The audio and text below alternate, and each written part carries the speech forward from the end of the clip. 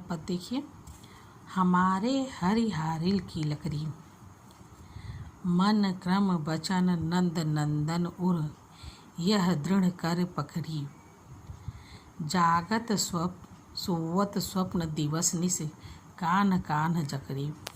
यहाँ पर गोपिकाएं अपना निस्वार्थ प्रेम की प्रधानता का वर्णन किया है कि जिस प्रकार से हारिल पक्षी, हारिल जानते हो, एक प्रकार की हरियल पक्षी होती है, वह अपने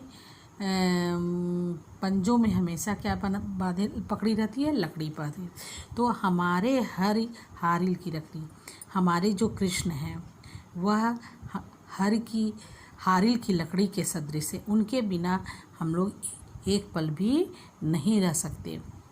मन क्रम वचन नंद नंदन, मन से, अपने कर्म से, अपने वचन से उस नंद नंदन अर्थात कृष्ण के को हम लोग हृदय में बसाते हैं। यह दृढ़ कर पकड़ी, और हम लोग ने दृढ़ता से उसको पकड़ लिया, क्योंकि उद्धव जो है वह निर्गुण ब्रह्म का संदेश लेकर के ब्रज गए थे और कहा था कि जिस कृष्ण की आप प्रेम में लीन है वह कृष्ण कोई और नहीं, वह कौन है, परम ब्रह्म परमेश्वर हैं।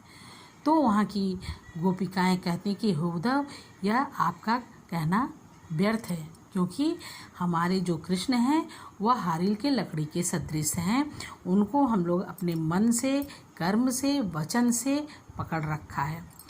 जागत सोवत स्वप्न दिवस निस, यहाँ तक कि जागते सोते दिन रात कान कान जकड़ी, हम लोग कान्हा के नाम में ही जकड़े रहते हैं।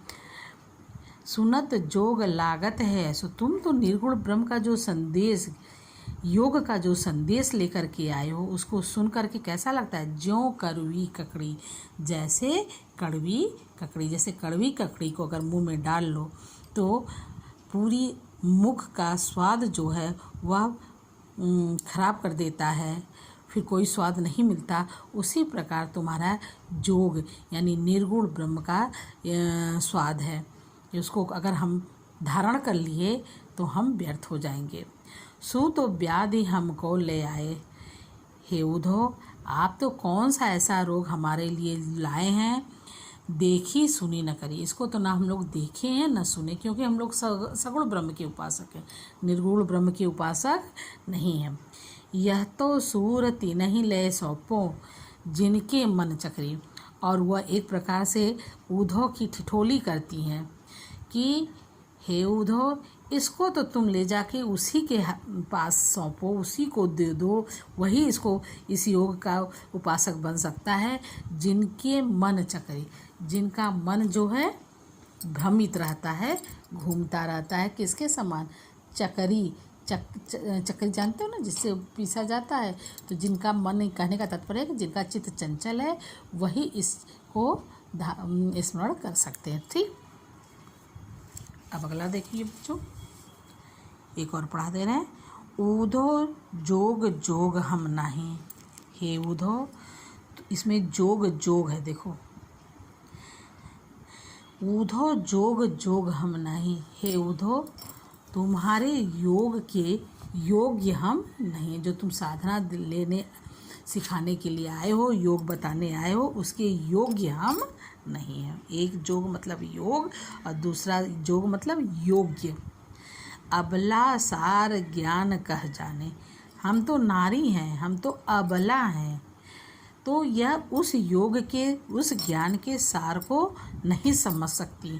कैसे ध्यान धराएं उस योग को, उस निर्गुण को कैसे ये ध्यान करेंगे।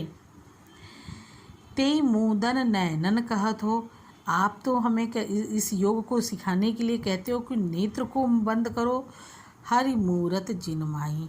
लेकिन जब मैं नेत्र को बंद करती हूँ तो हमारे सामने किसकी मूरत आती है, हरि की, अर्थात कृष्ण की। ऐसी कथा कपट की मधुकर। देखो यहाँ मधुकर कहा गया किसके लिए, भौरा के लिए, और भौरा के संबोधन किससे हुआ है, उद्धव के लिए।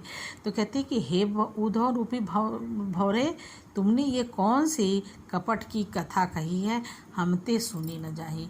यह हमसे सुनते नहीं बन रहा है।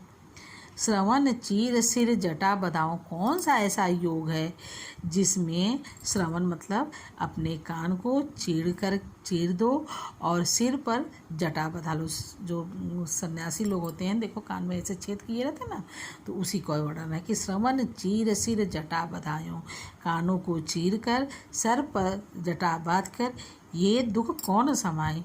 इस दुख को हम लोग अपने हृदय में नहीं समा सकते, क्योंकि हम तो सगुण ब्रह्म भगवान साकार रूप में उनकी उपासना करते हैं। चंदन तजी अंग भस्म बतावर, आप तो कहते हो कि ये ही साधना, इस योग के लिए जो हम शरीर पर चंदन लगाते हैं, शरीर के सौंदर्य को बढ़ाते हैं, उसको छोड़ करके भस्म लगाएं। विरह अनल अतिदाही, यह तो हमारे वियोग को और भी अधिक अग्नि के समान दग्ध कर देगी, जला देगी। जोगी भ्रमत जाहि लगी भूले, सो तो हैं हम अपमाही। जोगी यानी योग को धारण करके और आप भ्रमण करने को कहते हो, तो इस ब्रह्म को पाने के लिए इस योग्य हम नहीं हैं। जोगी भ्रमत जाहि लगी भूले, जोगी के समान भ्रमण करना सोते है ये हमारे बस की नहीं है। सूर्य श्याम लय न्यारी न पल छिन, ज्यों घटते परछाई। अब अमिट प्रेम किसके, भगवान कृष्ण के प्रति, कि वह प्रेम हमारे लोग के बीच से नहीं जा सकता। सूरदास जी कहते हैं श्याम तय न्यारी न पल छिन, उस श्याम से एक पल हम, न्यारी मतलब अलग होना, एक पल भी हम उनसे अलग नहीं हो सकते। ज्यों घट तय परछाई, जैसे घड़े से उसकी परछाई अलग नहीं हो सकती। समझ में आ गया बेटा। तो ये भ्रमर गीत के माध्यम से गोपिकाएं ब्रज के निवासी उद्धव से उलाहना देती हैं, कहती हैं कि आप हमें योग का शिक्षा देने, योग का ज्ञान देने ना आइए।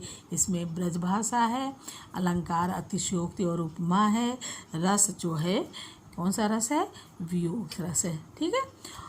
और आप जो है इसमें इनके प्रश्नों को भी मैं लिखवा देती हूँ, उसको भी आप लिख लीजिए।